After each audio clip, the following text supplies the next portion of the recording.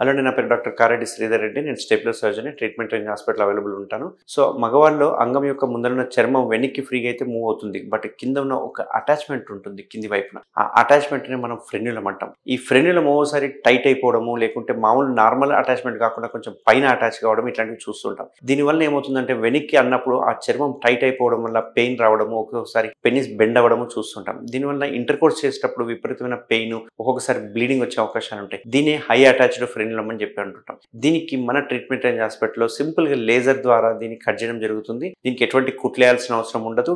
And ఇది just 1 minute procedure and with in 30 minutes లో discharge చేయడం జరుగుతుంది. యథావిధిగా వాళ్ళు మళ్ళీ వాళ్ళ డ్యూటీస్కి వెళ్ళిపోవచ్చు. దీన్ని కట్ చేయడం వల్ల పెయిన్ అనేది ఉండదు. అంతేకాకుండా బ్లీడింగ్ అనేది మళ్ళీ ఫ్యూచర్లో జరగకుండా ఉంటుంది. అంతేకాకుండా మోస్ట్ ఇంపార్టెంట్ ఏంటి అంటే ఈ ఫ్రెన్యులం అటాచ్మెంట్ ఉండడం వల్ల ఒక్కొక్కసారి ఎరెక్టైల్ డిస్ఫంక్షన్స్ కూడా వచ్చే అవకాశాలు ఉంటాయి. సో ఎవరికైనా కనుక ఫ్రెన్యులం ఇష్యూస్ ఉంటే ఖచ్చితంగా ట్రీట్మెంట్ హాస్పిటల్ అవైలబుల్ ఉంటాను. దీనికి లేజర్ చేయడం వల్ల కంప్లీట్గా దీన్ని నిర్మూలించవచ్చు. Thank you very much.